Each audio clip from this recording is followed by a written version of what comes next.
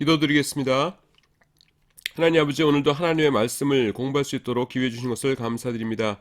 유익한 시간 될 수 있도록 성령님께서 함께해 주시옵소서. 예수님의 이름으로 기도드립니다. 아멘.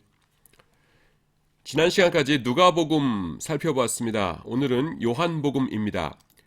요한복음이 왜 중요한 책인가 하는 것을 먼저 살펴보도록 하겠습니다. 어떤 책이건 간에 그 책이 이제 중요한 것을 알아야 그 책에 대해서 열심히 공부하고 싶은 생각이 들겠죠. 요한복음이 상당히 중요한 책입니다. 첫째는 뭐냐면은 신구약 성경의 마무리 정리로 기록된 책입니다. 그 어떤 것들을 이렇게 여러 가지 한 다음에 이제 이 전체를 최종 마무리하겠다라고 쓴 책이면 굉장히 중요하겠죠. 요한복음이 그런 책입니다. 그런데 우리가 요한복음을 그냥 이렇게 신약성에서 순서대로 볼 적에는 이게 왜 마무리지? 이렇게 생각될 수 있어요. 왜냐하면 그냥 네 번째, 마테마가 누가복음 한 다음에 네 번째 나오거든요. 이게 왜 마무리지 그러는데 그 쓰여진 순서를 봐야 됩니다. 신약성경 가운데서 제일 마지막에 쓰여진 책이 뭐냐면 요한문헌이라는 책이에요. 요한문헌이라는 것은 그냥 쉽습니다. 뭐냐면은 앞에 요한자 들어간 책이에요. 요한복음, 요한일서, 요한이서, 요한삼서, 요한계시록. 전부 요한이라는 단어로 시작하죠. 이것을 우리가 요한문헌이라고 부릅니다. 이것을 신약성경 모든 책 가운데서 제일 마지막에 기록된 책으로 잡습니다. 신약이 구약성경보다 훨씬 후에 기록되었으니까 신약성경에서 제일 마지막 책이라면 당연히 신구약성경 전체의 마지막이겠죠. 자, 그런데 이 책들 가운데서 신구약성경을 종합하는 책이라고 판단되는 게 어떤 거겠습니까? 요한계시록은 독특한 장르가 있죠. 제일 마지막에 나타날 일을 가르쳐 주시는 예언서이지 않습니까? 그래서 신구약성경의 종합 같지는 않아요. 요한 1, 2, 3서는요. 여러분들이 보시면은 내용이 짧기도 하고 그 다음에 주제가 아주 독특합니다. 1서의 주제, 2서, 3서. 그래서 이것이 요한 1, 2, 3서가 신약성경 전체의 요약 같지는 않다라는 느낌이 들어요. 그래서 하나님께서 제일 마지막에 주신 책이 틀림없이 신약성경 전체를 요약하면서 주신 책일 텐데 그 중에서 요한복음이 신약성경 전체를 요약하기 위해서 제일 마지막에 쓰여진 5권 중에 하나로 제일 마지막일 것이다 이렇게 봅니다. 5권 중에서 이건 3권이니까요. 5권 중에서 어떤 게 제일 마지막인지는 솔직히 몰라요. 제가 모르는 게 아니라 학자들 다 몰라요. 의견들이 달라요. 어떤 사람은 요한계시록이 마지막이다. 어떤 사람은 요한복음이 마지막이다. 막 이래요. 근데 하여튼 요한문헌이 제일 마지막인데 그 중에서 우리가 생각하기에 신구약 성경을 요약하기 위해서 한 권을 주셨을 것이고 그 중에서 제일 유망주로 떠오르는 것이 요한복음이다라는 것입니다. 이거 왜 그러면 마지막에 쓰인 거라고 해서 꼭 마무리예요? 그렇게 생각하실 텐데 그럴 수가 있어요. 뭐냐면은 창세기, 출애굽기, 레위기, 민수기, 신명기 이렇게 모세 오경이지 않습니까? 그 중에서 요 신명기가 이 나머지 책을 마무리하는 요약하는 그런 책입니다. 신명기의 신자 어떻게 쓰는지 아세요, 여러분? 새로운 신자가 아니라 요 신자입니다. 이게 뭐냐면은 거듭신이에요. 명은 요거고요. 그 다음에 기는 기록할 기자. 여러분들이 한자를 배웠나 모르겠는데 그래서 이건 명령이잖아요. 창세기, 출애굽기, 레위기, 민수기에서 하나님의 명령을 쭉 기록해 주셨어요. 근데 너무 길고 복잡한 것 같아요. 그래서 하나님께서 모세의 유언의 형식으로 앞에 있던 명령들을 다시 한번 거듭해서 반복해서 요약해 주신 책이 신명기예요. 그래서 이름이 한자로 신명기가 된 겁니다. 마찬가지로 그러니까 모세 오경도 마지막 책은 요약이었으니까 신구약 성경 전체를 하나님께서 주시면서 마지막 책을 요약하는 책을 안 주셨을 리가 없다. 그럼 뭐냐? 요한복음일 것이다. 이렇게 되는 것이죠. 제일 마지막에 쓰여진 5권 중에 하나고 그 다음에 나머지는 요약의 성격을 띤 책들이 아니니까. 그렇기 때문에 요한복음이야말로 하나님께서 신구약 성경을 최종적으로 마무리하시면서 쓰신 책이라고 생각합니다. 자, 그렇다면은요, 이런 질문이 생겨요. 신구약을 총정리하는 책이라면은 왜 하필 그 장르가 복음서일까? 이런 생각이 들죠? 우리라면은 신구약 성경 총정리하는 책 어떻게 쓰겠어요? 이게 논문 형태로 쓸 것 같아요. 자, 내가 지금까지 많은 성경책들을 통해서 여러 가지 이야기를 했다. 이제 최종적으로 정리해 보도록 하겠다. 먼저 하나님에 대해서 정리하도록 하겠다. 하나님은 어떤 분이시다. 두 번째, 인간이 구원을 얻는 방법에 대해서 정리해 보도록 하겠다. 창세기에는 이렇게 써 있었고 여기 어디는 이렇게 써 있었고 하면서 이렇게 그 정리가 돼 있었을 것 같아요. 그런데 요한복음은 복음서죠. 왜 전체를 요약하는 책의 장르를 복음서로 하셨을까 우리가 궁금하잖아요. 근데요, 조금만 생각해 보면은 최종적인 책이 복음서의 형태를 가져야 한다는 것이 꼭 그래야 됩니다. 필연이에요. 자, 여러분 왜 그런지 설명해 볼게요. 구약의 핵심이 뭡니까? 앞으로 오실 그리스도이시죠. 그리고 신약의 핵심은 뭐예요? 이미 오신 그리스도, 그리고 앞으로 재림하실 그리스도입니다. 그러니까 신구약 성경 전체의 주제가 뭡니까? 그리스도시죠. 그리스도가 신구약 전체의 그리스도이십니다. 그러니까 그리스도를 설명하기 위해서는 그 장르가 복음서가 되는 것이 가장 적절해요. 그렇기 때문에 신구약 성경 전체를 요약하기 위해서 주어진 책인 요한복음의 문학적 장르가 복음서인 것입니다. 두 번째 요한복음의 특징은요, 선교를 위한 책이라는 것입니다. 바울이 3번에 걸쳐서 전도 여행을 했죠? 성공적이었습니까? 실패였습니까? 네, 대성공이었어요. 그 다음에 주후 70년에 그런데 예루살렘이 멸망했죠. 그렇기 때문에 유대인 세력이 약해졌어요. 그래서요, 요한복음이 기록된 세력인 주 85년에서 95년경 요때쯤 언젠가 쓰여졌다고 우리가 생각을 하는데, 이때는요 이방인 선교가 폭발적으로 이루어지고 있던 그런 시대였습니다. 이런 시기에 하나님께서 선교를 위한 책으로 주신 책이 바로 요한복음이에요. 자, 여러분 지금은 성경책 한 권이 조그맣죠. 그래서 그냥 들고 다니기 부담이 없는데 그 당시에는 성경의 재료가 뭐였어요? 예, 양가죽 아니면은 파피루스였어요. 이걸 가지고 성경책을 만들면요, 66권 성경책을 만들면은 엄청나게 두꺼운 겁니다. 뭐 양가죽으로 두루마리를 만든다 그러면은 그냥 수레 한 수레가 되는 그런 상황이에요. 근데 아프리카나 저기 사우디아라비아 남쪽이나 뭐 유럽 중부나 이런 데로 선교여행 떠나면서 선교사가 그 무거운 거를 이 손수레에다가 성경을 놓고서는 그걸 짊어지면서 끌고 다닌다? 그 힘든 일이죠. 그래서 선교사가 사용하기에 좋은 어디 가서건 사용할 수 있는 그런 책을 하나 하나님께서 계획하셨어요. 그게 뭐냐 하면은 바로 요한복음입니다. 왜 요한복음이 선교를 위한 책으로 적합하냐 하면은요, 일단 그 단어들이 굉장히 단순합니다. 여기 안 써 있는데 내가 예를 들어 볼게요. 이 예 들고 그러는 거는 시험하고는 상관없어요. 자, 마태복음, 그 다음에는 마가복음, 그 다음에 누가복음을 합해서 뭐라고 불러요? 이걸 합해서 공관복음이라고 그러죠. 공관복음에는요, 어떠냐면은, 이를테면은, 유대인이라는 단어가 달랑 16번 등장해요. 마태복음에 5번, 마가복음에 6번, 그 다음에 누가복음에 5번 해서 16번밖에 등장하지 않습니다. 반면에 요한복음에는요, 유대인이라는 단어가 69회 등장합니다. 69회. 그러면 여러분들이 교수님 좀 이상한데요. 마태, 마가, 누가복음 읽으면은 온통 유대인들 투성인데 유대인이라는 단어가 16번밖에 안 나온다니 그게 무슨 말씀이세요? 이렇게 질문하고 싶을 거 아니에요? 물론 마태, 마가, 누가복음에는 유대인들이 굉장히 많이 등장해요. 그런데 그 사람들을 유대인이라고 부르지를 않아요.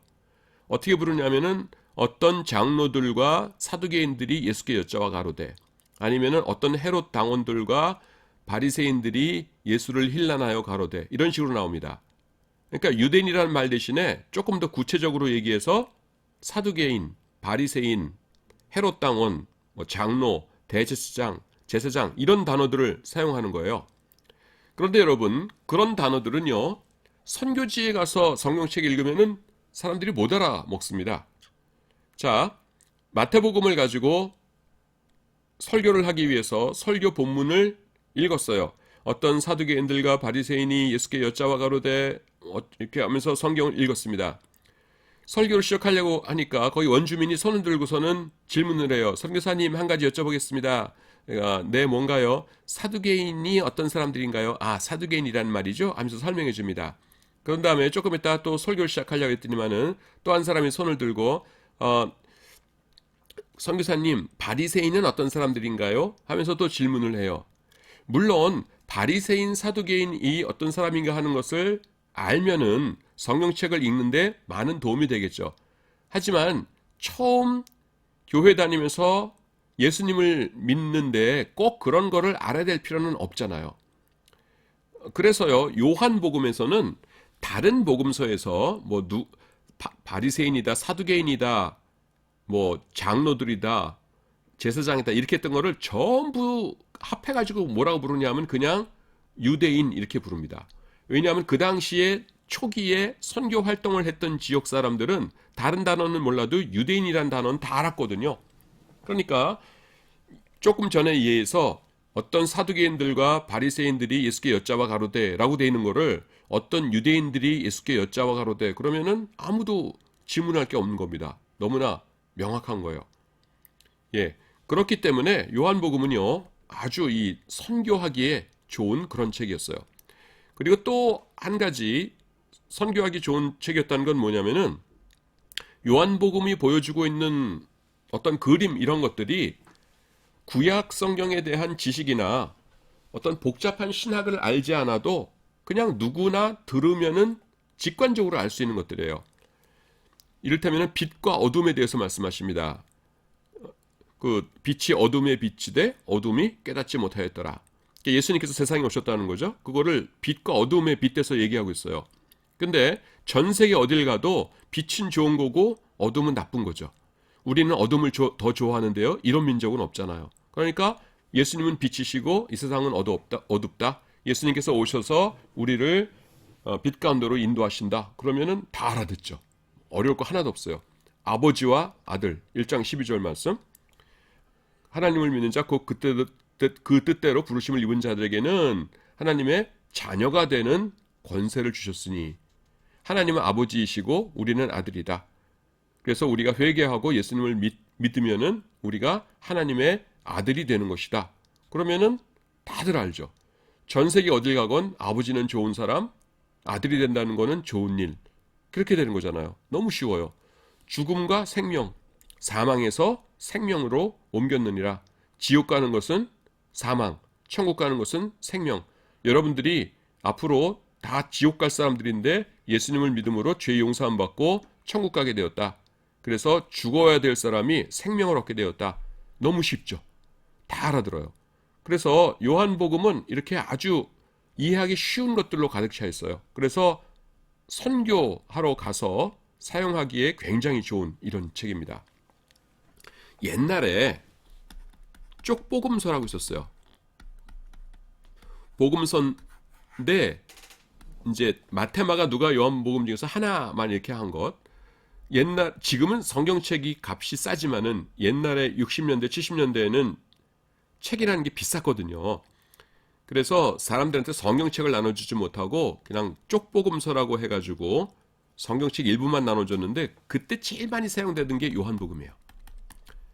왜냐하면은 요한복음을 사람들이 이렇게 들고 읽으면은 너무너무 이해하기가 쉽거든요. 그래서 요한복음을 많이 나눠줬어요. 자, 그 다음에 요한복음이 기록될 당시의 역사적 배경을 좀 살펴보도록 하겠습니다. 그 얘기도 좀 하고 싶네요. 여러분들이 사형리 책자 들어보셨죠? 저도 사형리 책자 가지고서 이제 전도를 하고 그랬었는데, 사형리 책자 이렇게 보면은 예수님의 부활의 복음에 대해서 쭉 설명한 다음에 제일 마지막에 결신 기도를 시킵니다. 나는 예수님을 믿겠다라고 하는 이 기도를 따라하십시오 하면서 기도를 따라하게 한 다음에 제일 마지막에 이제 예수님을 믿기로 한 사람에게 권면하는 것이 있는데 하나님의 말씀을 읽으십시오 라고 하고서 어떻게 써 있어요 거기? 혹시 읽어본 사람 있습니까? 요한복음부터 읽으십시오 이렇게 돼 있어요. 그게 왜 그래요? 처음 예수님을 믿는 사람들이 읽기가 제일 쉬워요. 요한복음이. 그래서 아예 명백하게 요한복음부터 읽으십시오 이렇게 나와 있습니다. 자, 지금까지 요한복음에 대해서 두 가지 특징 배웠어요. 첫 번째는 신구약 성경 전체의 요약으로 핵심 정리한 책으로 주신 것이 요한복음이다. 두 번째는 선교할 때 가지고 다니기 좋도록 주신 책이 요한복음이다 하는 것 말씀드렸습니다. 이제 요한복음이 기록될 당시에 역사적인 배경을 좀 살펴보도록 하겠습니다. 역사적 배경을 알면은 어떤 책의 내용을 이해하는 데 도움이 되지요. 이를테면 예레미야서는 어때요? 남유다가 주전 586년, 7년 그때에 바벨론에 의해서 망하기 직전과 직후의 이야기를 쓰고 있죠. 그래서 그때 바벨론의 어떤 왕이 어떻게 쳐들어오고 예루살렘에서는 무슨 일이 있었고 하는 역사를 알면은 예레미야서를 읽는데 도움이 되잖아요. 마찬가지입니다. 요한복음이 이렇게 중요한 책인데 어떤 역사적 상황 속에서 기록되었는가 하는 것을 우리가 안다면은 이해하는데 훨씬 좋겠죠. 그 이야기를 좀 하도록 하겠습니다. 주후 66년에 유대인들의 대로마 전쟁이 발발했어요. 요것을 여러분들이 좀 머릿속에 기억해 두기 바랍니다. 이게 64년부터 68년이고요. 그 다음에 여기에 66년부터 73년 그리고 여기가 70년입니다. 그래서 요 위에 요 기간은 뭐냐면은 우리가 잘 아는 로마의 네로 황제 있죠? 네로 황제가 기독교인들을 콜로세움에서 막 핍박하고 죽이고 하던 그 시기가 AD 64년부터 68년이에요. 그리고 68년에 네로 황제는 자살해서 죽습니다. 그리고 66년에 유대인들이 로마에 대항해서 전쟁을 일으킵니다. 그래서 전쟁을 일으켜가지고 전쟁을 쭉 하다가 70년에 우리가 잘 아는 대로 티투스 장군에 의해서 나라가 예루살렘 성전이 함락되죠. 그리고 남은 잔당들이 마사다라는 곳에 가서 최후의 항전을 벌이다가 900 몇 명의 사람들이 자살해서 죽는 거로 항쟁이 끝납니다. 그래서 AD 73년부터 유대인들이 나라 없는 민족으로 전 세계를 떠돌아다니게 돼요. 그게 73년입니다. 자, 그 얘기를 일단 배경으로 알아두시고요. 그 다음에 우리가 요걸 살펴보도록 하겠습니다. 주후 66년에 유대인들이 대로마 전쟁을 벌여요. 66년 요때입니다. 그리고 주후 70년에 티투스 장군에 의해서 예루살렘이 함락되었어요. 그래서 성전이 불태워지지요. 그런데 이 예루살렘이 함락되기 직전에 그 랍비가 한 사람이 있었는데요. 이름이 요하난 벤 자카이라고 하는 랍비가 예루살렘을 탈출해가지고서는 로마에 투항했습니다.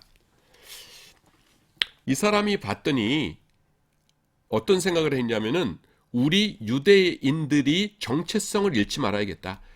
그 로마 사람들이 유대인들을 한 명 빠짐없이 다 죽이지는 않겠지만은 유대인이라는 정체성이 없으면은 다른 민족에 다 흡수되어 버리겠죠.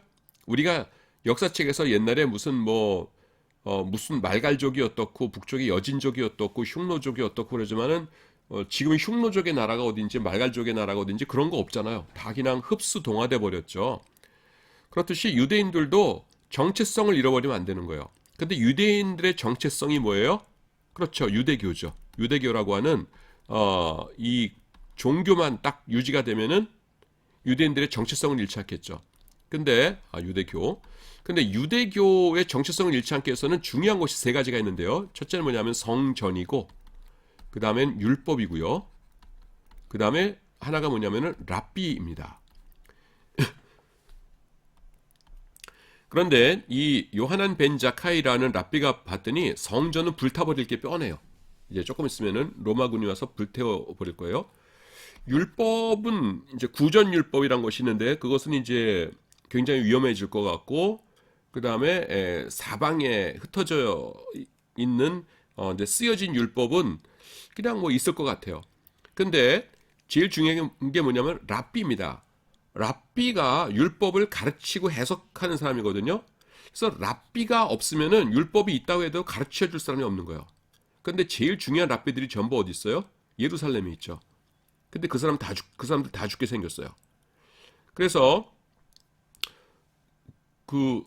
랍비들을 살려야겠다. 그러면은 랍비들 중에서 제일 우수한 사람이 누구냐?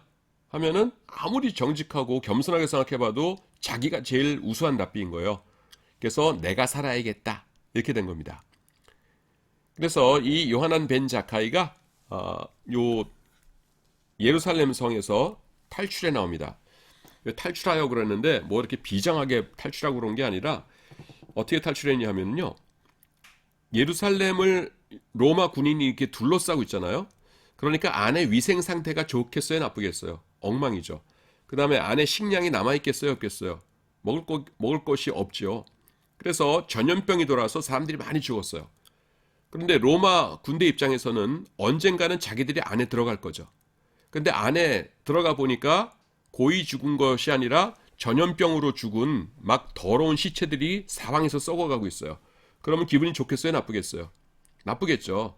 그래서 어떻게 했냐면은 이 안에서 죽은 시체를 요 밖에다가 버리고서 들어가는 거, 그것만 딱 허락해 줬어요. 그거 이외에 나오면은 이렇게 화살로 쏴가지고 죽여버리고요. 딱 그것만 허락해 줬어요. 그래서 요하난 벤 자카이가 제자들에게 나를 시체처럼 위장해라 해가지고서는 밖에 시체 내다버리고 가도록 하고서는 이제 제자들은 돌아가고 그 다음에 시체들과 함께 누워 있다가 나중에 이제 저녁이 되었을 적에 황제 폐하 만세 만세 하면서 로마군에 투항했어요. 투항해서 살았습니다.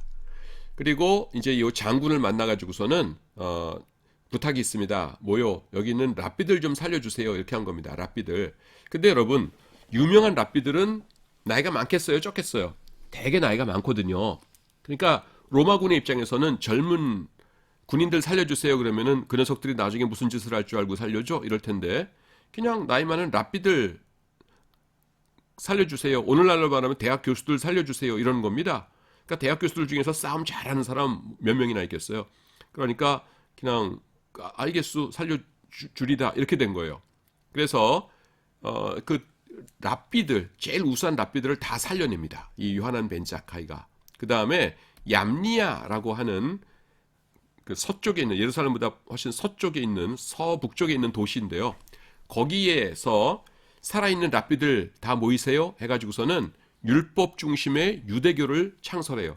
왜 율법 중심이냐 하면은 원래 유대교는 무엇 중심이에요? 성전이 굉장히 중요하죠. 근데 성전은 없어졌잖아요. 그러니까 이제 남은 건 뭐예요? 율법밖에 없죠. 그래서 율법 중심의 유대교를 창설합니다. 그래서 지금 21세기 현재 이스라엘의 예루살렘에서 이스라엘에서 유대인들이 믿고 있는 그 유대교 있죠. 지금 유대인들이 믿고 있는 그 유대교를 창설한 사람이 요하난 벤 자카이다 이렇게 생각하면은 틀림없는 거예요. 그런데 이 요하난 벤 자카이 이 사람은요. 예수님을 믿는 기독교인들 우리가 무슨 소리야? 예수님을 믿는 거가 기독교인들이죠. 그러니까 예수님을 믿는 유대인들, 다시 말해서 유대 기독교인들에 대해서 비교적 관용적인 태도를 취했어요. 이유를 보통 두 가지로 되는데요. 첫 번째 이유는 뭐냐면은 지금 유대교라는 종교가 사라지느냐 마냐 하는 판국이에요. 성전이 무너졌어요. 그리고 수많은 사람들이 로마군에 의해서 죽고 끌려가고 그랬습니다.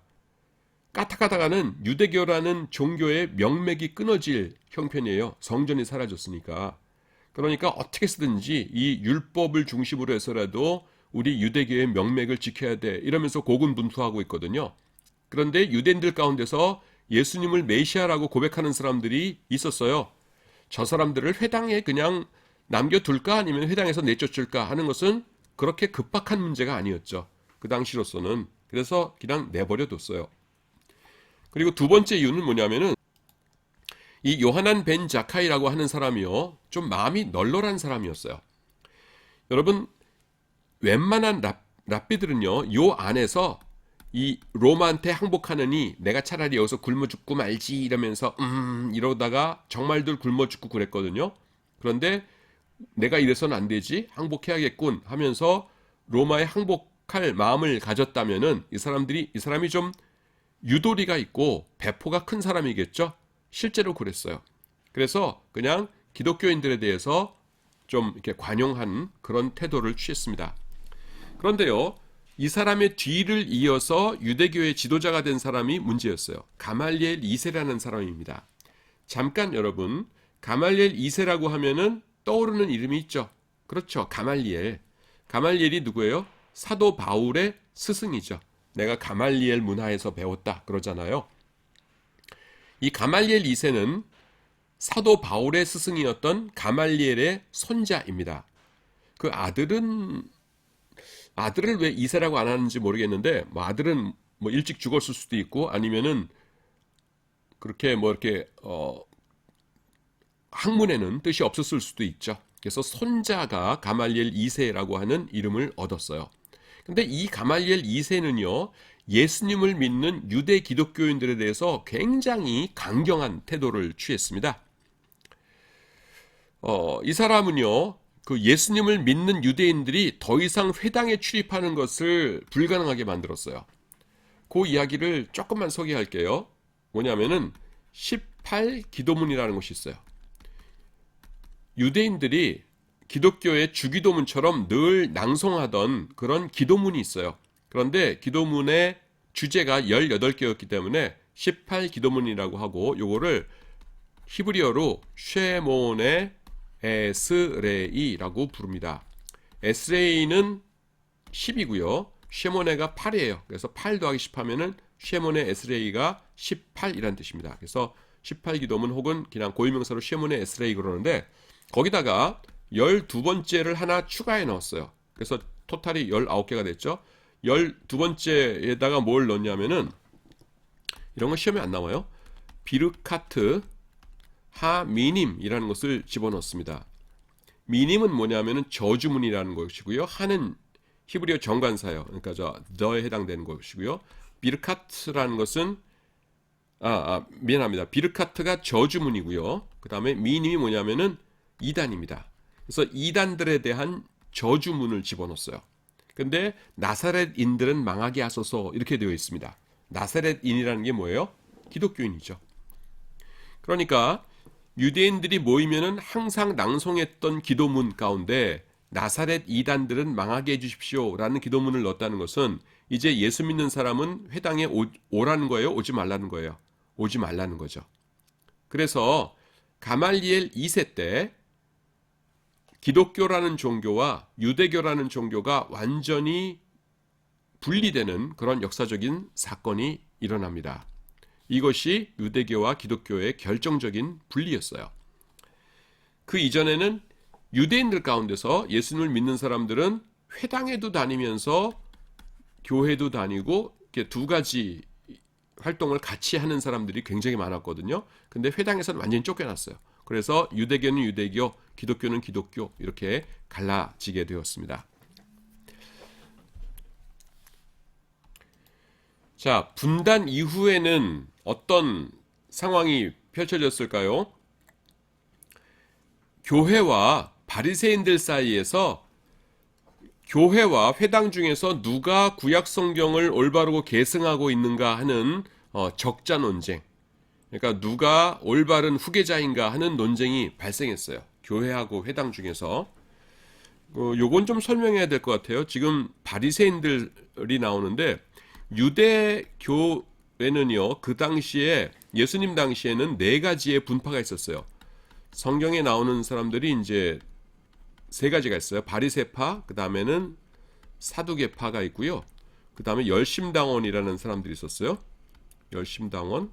그 다음에 이제 성경에 안 나오는데 에셈파라는 사람들이 있었습니다. 그래서 에셈파라는 사람들은 이제 그 남쪽 사해바다 북서쪽의 쿰난 지역이라는 데서 이제 동굴에서 뭐 기도하고 이러면서 그 근처에서 살았던 사람들이에요. 근데 이 사람들은 AD 68년에 로마 군에 의해서 그냥 하루아침에 멸망해 버립니다. 그다음에 열심당원들이 그 66년부터 73년까지의 그 전쟁을 주도했던 사람들이에요. 이름이 벌써 열심당원이잖아요. 그래서 로마랑 싸우자 이런 사람들이었어요. 그러니까 전쟁에 대거 참여했으니까 이 사람들은 전쟁이 끝나자 그냥 다 죽거나 포로되거나 이렇게 됐죠. 사두개파는 어떤 사람들이냐면은 예루살렘 성전을 중심으로 해가지고서는 그 제사를 자신들이 맡아서 이렇게 드리고 이랬던 사람들이거든요. 그래서 예루살렘 성전 중심의 종교 귀족이었어요. 근데 성전이 무너졌죠. 무너지고 나니까 사두개파는 근거, 존립 기반을 잃었죠. 그래서 전쟁 후에는 사두개파도 없어졌어요. 근데 바리새파는 어떤 사람들이었냐면은 그냥 자기 집에서 낮에는 다른 일 하고, 사도 바울은 천막 짓는 사람이었잖아요. 그렇듯이 각자 자기 직업 갖고 살고 저녁에는 집에서 열심히 성경 읽으면서 연구하고, 그 다음에 안식일이 되면은 예배드리고 동네 사람들한테 하나님의 말씀 가르치고 이런 사람들이었거든요. 이 사람들은 전쟁의 타격을 별로 안 입었어요. 왜냐하면은 율법 책만 있으면 되니까. 그래서 전쟁 이후에 남아있던 그 유대인들은 바리새파밖에 없었어요. 그래서 교회와 바리새파, 바리새인들 이렇게 이야기하는 겁니다. 그래서 교회하고 그 다음에는 회당이 이렇게 있는데 봤더니만은 서로 똑같은 책을 읽는 거예요. 그게 뭡니까? 구약이죠. 구약 성경. 그래서 서로 싸웠어요. 뭐냐면은 회당은 교회 보고서는 뭐라고 그러냐면은, 야, 너네가 왜 구약 성경을 읽냐? 그 구약 성경 봐라. 난지 8일 만에 할례 주라고 돼 있지. 남자애들 태어나면은. 근데 너네 할례 안 행하지. 또 각종 절기 지키라고 돼 있지. 너네 절기 하나도 안 지키잖아, 교회. 근데 너네가 왜 구약 성경 읽어? 기분 나빠, 읽지 마. 이런 겁니다. 그러면 교회는 또 회당에다 대고 뭐라고 얘기하냐면은, 구약 성경이 뭐냐? 앞으로 메시아가 오실 거라고 예언한 책 아니냐? 그런데 그 메시아가 오셨다. 그분이 바로 예수님이시다. 그분이 정말로 메시아라는 것을 증명하시기 위해서 하나님께서 죽음 가운데서 부활시키셨다. 우리가 그 증인이다. 그러니까 구약 성경이 예언한 메시아를 올바로 알아보고 모셔드린, 영접한 우리야말로 구약을 제대로 이해하고 있는 것이다. 당신들도 빨리 예수님 믿으시오. 이런 거예요. 그러니까 싸움이 끝이 없죠. 그래서 막 그 논쟁이 발생했어요. 회당에 출입하는 유대인들은 기독교인들에게 구약이 명령하고 있는 할례와 절기를 준수하는 자신들이야말로 구약의 참된 계승자들이라고 주장했고요. 기독교인들은 구약이 예언한 메시아이신 예수님을 영접한 자신들이야말로 구약의 참된 계승자라고 주장했습니다. 요한복음이요, 바로 이 기간에, 이 치열한 논쟁의 기간에 기록되었어요. 그런데요, 그 당시에 이 논쟁은 두 종교의 사활을 건 그런 논쟁이었습니다. 오늘날처럼 그냥 학회 가가지고서는 교수님들 둘이서 막 그 논쟁하다가 또 쉬는 시간에는 같이 커피 마시면서 웃다가 그런 논쟁이 아니에요. 자, 그런 논쟁, 그런 역사적 상황 속에서 기록되었다는 것이 요한복음에 어떤 영향을 끼쳤을까요? 굉장히 중요한 영향들을 끼쳤습니다. 그거는요, 요한복음하고 공간복음을 비교해 보면은 또 드러나요. 우선 첫째로 요한복음은요, 유대 지역이 배경입니다. 읽어볼게요. 요한복음은 위와 같은 배경 속에서 기록되었기 때문에 공간복음과는 다른 내용상의 특징들을 지니고 있어요. 우선 예수님의 갈릴리 사역 시기를 설명할 때 공간복음은요, 그 공간적 배경을 갈릴리로 잡고 있는 반면에 요한복음은 유대 지역으로 잡고 있습니다. 여러분들 지금 이게 무슨 말인지 모르시겠죠? 내가 조금 설명을 할게요. 요거는, 자, 지금 여러분 요 선 4개를 내가 긋겠습니다. 요게 뭐냐면은 마태, 마가, 누가, 요한인데, 지금 저 앞에서 나온 설명했기 때문에 여러분들이 지금 가물가물할 거예요. 그 학기 초에 아마 이걸 설명했을 거예요. 저거 한 다음에, 자, 마태, 마가, 누가, 요한인데 예수님의 탄생 이야기가 마태복음과 누가복음에만 나온다 그랬죠. 탄생 이렇게 쓸게요. 그 다음에 남쪽에 처음에 유대 지역에서 사역을 하셨는데 이것은 요한복음에만 나온다 그랬죠. 그 다음에 이 이야기인데요. 한 2년 동안 북쪽 갈릴리에서 사역을 하십니다. 근데 이건 마태, 마가, 누가복음에만 있는데 요한복음은요. 이 당시에 같은 시기인데 갈릴리 사역을 적는 것이 아니라 남쪽 예루살렘에서 어떤 일을 하셨는가 하는 것을 적고 있어요. 그리고 마지막에 저 동쪽을 통해서, 동쪽이라는 게 어디예요? 지도에서 이렇게 해서 여기가 데가볼리, 여기가 베레아잖아요. 여기를 통해서 이렇게 여행하는 것, 이거는 또 누가복음에만 나와요. 그러니까 지난주에 공부했던 내용이에요. 여기가 뭐라고요? 이방인 지역이죠. 그래서 누가 자신이 이방인이었기 때문에 요 지역에 대한 스토리를 적고 있다고 그랬죠. 마태, 마가, 요한은 마지막 요 여행에 대해서는 침묵을 지켜요. 그 다음에 제일 마지막에 예수님의 십자가와 부활, 이것은 마태, 마가, 누가, 요한복음이 다 기록하고 있죠. 지금 우리가 주목하는 것은 어디냐 하면은 요 부분입니다. 요 부분. 자, 예수님께서 남쪽에서 이제 사역을 하시다가 누가 죽어요? 세례 요한이 죽죠. 세례 요한이 죽고 나니까 지금 여러분들이 한 두 달? 하여간 한참 전쯤에, 2달 전쯤에 여러분들 수업 들었던 내용이라 가물가물할 거예요. 세례 요한이 죽고 나니까 사람들이 이번에는 예수님을 죽이려고 하죠. 근데 예수님께서 그때 순교하시면 너무 이른 거거든요. 그래서 어떻게 하세요? 여기 사마리아를 가로질러 가지고서는 북쪽으로 이렇게 이동하시죠. 그리고 이제 갈릴리에서 사역을 하십니다. 근데 갈릴리 사역 기간 중에도 남쪽 예루살렘으로 1년에 최소한 3번은 오셨죠. 3대 절기마다. 그래서 요때 예수님께서 하신 사역이 두 가지가 있어요. 갈릴리에서 하신 사역이 있고 예루살렘에 오셔서 하신 사역이 있는데 마태, 마가, 누가복음은요. 갈릴리 사역을 막 써놓은 거예요. 근데 요한복음은 제일 마지막에 기록되었거든요. 근데 가만 보니까 마태, 마가, 누가가 갈릴리 사역은 다 써놨어요. 또 쓸 필요가 없을 것 같아요. 그런데 그 기간 동안에 북쪽 갈릴리에만 계신 것이 아니라 남쪽 예루살렘에서도 오셔가지고서는 여러 가지 중요한 사건들이 있었거든요. 근데 마태, 마가, 누가가 하나도 안 써놓은 거예요. 그 사건에 대해서는. 그러니까 왜 안 썼어? 그럼 내가 써야겠네? 하고서는 예루살렘에서 일어난 사건들을 여기에 집중적으로 기록하고 있습니다. 그래서 이 이유가 이제 두 가지가 있어요. 그래서 첫 번째 이유는 학기 초에 벌써 설명을 했습니다. 그건 뭐예요? 요한복음의 성격이 다른데 있는 건 없고 없는 건 있다고 그랬죠. 유대에서의 첫 사역, 이것도 마태, 마가, 누가복음엔 없잖아요. 없으니까 내가 써야지. 그러니까 여기 있고요. 그 다음에 갈릴리 사역은 다 써놨네? 그럼 내가 쓸 필요 없겠네? 난 안 써. 근데 예루살렘에서도 여러 가지 에피소드들이 있었는데 중요한 일들, 이 세 복음서는 안 써놨네? 그럼 내가 써야지. 이렇게 된 거예요. 그래서 요한복음의 특징이 딴 데는 있고 딴 데 있는 건 없고 없는 건 있어요. 그래서 이를테면 또 뭐가 있냐면은 변화산에서 예수님께서 옷이 하얗게 변화되고 그러시잖아요. 빛나는 광채가 나고, 이거는 마태, 마가, 누가복음에 다 있어요. 그러니까 요한복음에는 없어요. 그리고 또 이를테면은 뭐가 있나요? 요한복음 2장에 보시면은 물로 포도주 만드시죠. 그거는 마태, 마가, 누가복음엔 없어요. 요한복음만 있고. 그 다음에 요한복음 11장에 보시면은 죽은 나사로를 살리시죠. 대단한 기적이거든요. 근데 마태, 마가, 누가복음에 없어요. 그러니까 요한복음에서는 이거 중요한데 왜 안 썼어? 내가 써야겠군 하면서 있는 거예요. 그래서 요한복음은요. 아주 신통하게도 다른 복음서에 있는 건 없고 없는 건 있어요.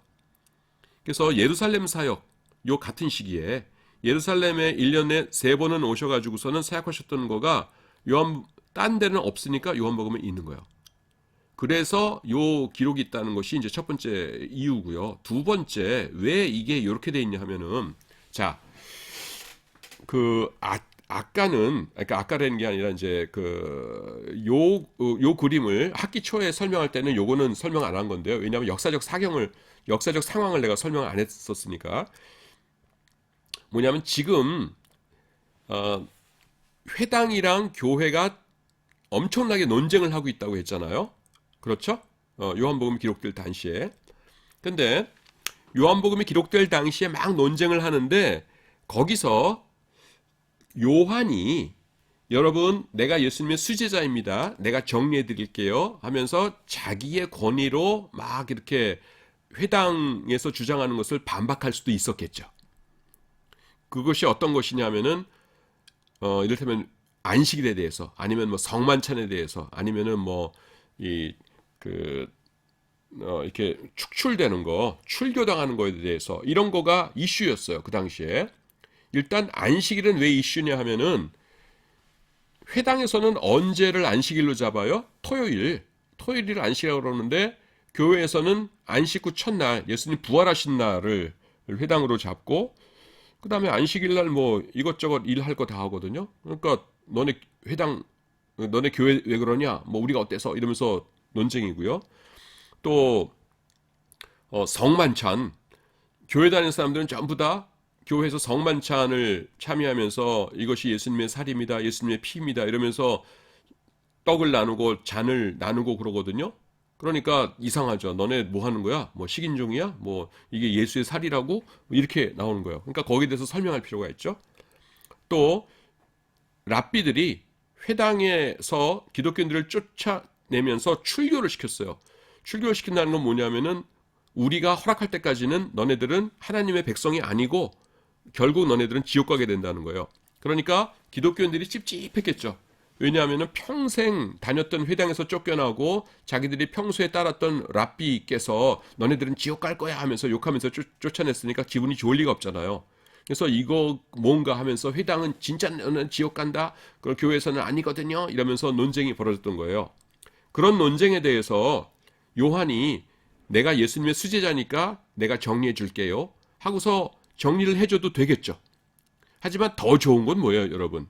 그 주제들에 대해서 이렇다면 내가 그냥 대표적인 거 3개만 꼽았는데 안식일에 대해서 성만찬에 대해서 또 이 출교라는 것에 대해서 예수님께서 뭐라고 말씀하셨는가 하는 것을 소개하면 더 좋겠죠. 그게 훨씬 더 힘이 세겠죠. 왜냐하면은 예수님께서 직접 하셨던 말씀이니까. 그런데 예수님께서 이 세상에 계실 때 정말로 그런 주제들에 대해서 말씀을 하셨어요. 그 말씀을 언제 하셨냐면 랍비들하고 이렇게 충돌할 때에 논쟁하시면서 말씀하셨거든요. 그런데 여러분 이런 게 있어요. 뭐냐면은 이쪽 갈릴리에서도 그런 랍비들을 예수님하고 싸우려고 하는 랍비들과 충돌이 많았겠죠. 그런데 갈릴리 지역에 있는 랍비들은요 그렇게 고위층들이 아니에요. 그렇죠? 뭐 무슨 파건 간에 고위층들 진짜 권세 있고 공부 많이 하고 이런 사람들은 전부 어디 있었어요? 예루살렘에 있었어요.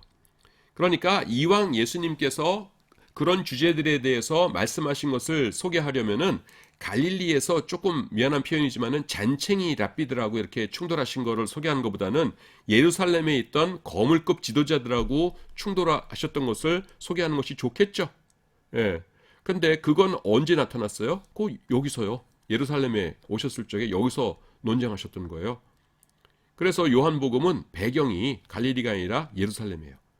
지금 왜 갈릴리가 아니라 예루살렘인가? 이유가 2가지다. 첫 번째는 여기 다 썼으니까 난 그거 안 해. 이거 할 거야. 이것이 첫 번째고, 두 번째는 그 예수님의 논쟁을 소개하려니까 배경이 예루살렘이 된 겁니다. 이해가 되시죠? 그래서요, 실제로 보세요. 5장에 보시면 뭐가 나타나요? 5장에 보시면은 그 병자 고치시죠? 그 다음에 베데스다 못에서 근데 그 병자를 고치신 게 언제예요? 안식일이잖아요. 그러니까 왜 안식일에 고치느냐 하면서 안식일에 대해서 예수님께서 설명하시죠. 6장에 보시면은 내가 하늘에서 내려온 떡이다. 그러니까 당신이 무슨 떡이냐 이러시니까 내 살을 먹어야지만 너네가 산다. 뭐 이렇게 말씀하시죠. 그 뭐예요? 그 성만찬 거기에 대한 설명을 주신 것이고 또 그 다음에 9장에 보시면은 뭡니까? 날 때부터 소경된 자 고치시죠? 예. 그런데 사람들이 예수님을 그리스도라고 인정하는 사람은 출교하기로 했잖아요. 근데 이 사람은 당당히 예수님이 메시아이시다. 예수님이 나 고치셨다. 이렇게 하니까 출교당했어요. 근데 예수님께서 가셔가지고 뭐예요? 다 말 걸어주시고 축복해 주시죠. 그러니까 봐라. 어, 예수 믿으면은 출교당했던 거가 우리 시대에만 그런 것이 아니다. 이미 예수님 당시에도 예수님을 구주로 영접했던 사람은, 메시아로 영접했던 사람은 출교당했다. 하지만 지옥 갔느냐? 천만의 말씀. 예수님이 찾아가셔서 오히려 위로해 주시고 오히려 격려해 주셨다. 우리도 출교당하는 거 걱정하지 말자. 이렇게 된 겁니다.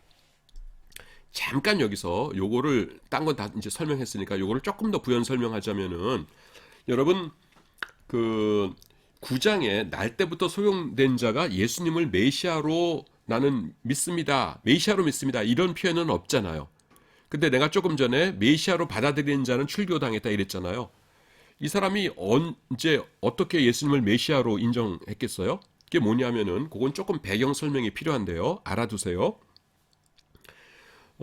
유대인들에게는 앞으로 메시아가 오시면은 그분은 이런 일들을 하실 거다라고 하는 그 어떤 목록 같은 게 있었어요. 그런데 그 목록 중에 하나가 뭐냐면은 날 때부터 소용된 자를 보게 만드실 것이다 라는 것이에요. 그건 인간의 힘으로는 도저히 못할 일이죠. 날 때부터 소용됐다는 게 뭐예요? 그 눈이라고 하는 그 기관, 조직이 형성되지 않았다는 뜻 아니에요? 근데 그건 고칠 수가 없는 거죠. 그러니까 이건 하나님만이 하실 수 있는 것이다. 메시아만이 하실 수 있는 것이다. 라는 것이에요. 그런데 그 병에서 치료받은 부모에게 유대인들이 찾아가서 뭐라고 물어봅니까? 처음에 당신의 아들이, 이 사람이 당신의 아들 맞냐? 그러고 예스 그러니까, 그러면 이 사람이 태어날 때부터 소경인 것이 맞냐? 그러니까 예스 그러죠. 근데 이 사람이 어떻게 해서 치료받았냐? 이러죠. 근데 거기서 만약에 부모가요, 예수라는 사람이 고쳐줬어요. 그러면은 그게 뭐냐면은 그 사람들 목록에 뭐가 있다고요? 태어날 때부터 소경인 자를 고쳐주는 것은 메시아다. 이런 것이 있어가지고 예수가 고쳐줬어요. 라고 하면은 그 말이 자동적으로 예수는 메시아입니다. 이 고백이 되는 거예요. 무슨 말인지 아시겠습니까? 그런데 이 날 때부터 소경됐던 자, 이 치료한 사람은 뭐예요? 예수가 나 고쳐줬다고 당당하게 고백하죠. 그게 뭐냐면은 예수님이 메시아라고 난 믿어요. 지금 그 소리입니다. 예, 그래서 쫓겨났죠. 자, 그거를 지금 설명을 해드렸어요.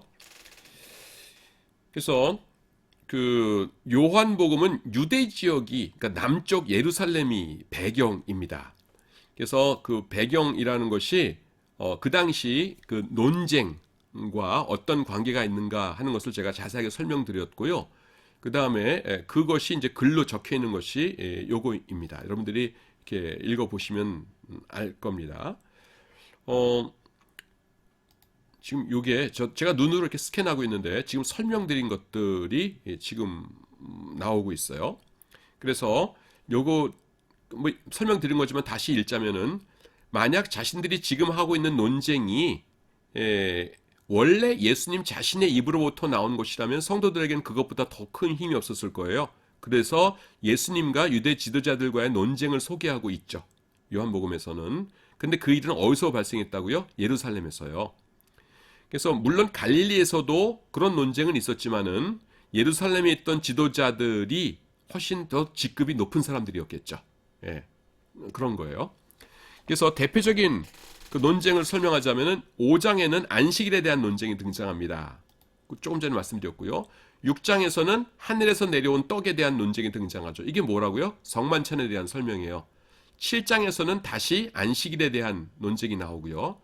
8장에서는 예수님께서 유대인들을 향하여 그건을 서슴지 않으시죠. 이건 무슨 말이냐면은 너희는 너희 아비 마귀에게서 났으니, 이런 말씀하시죠. 그러니까 그 너네 아버지는 마귀다라는 건데요. 이거는 굉장한 그건이지요.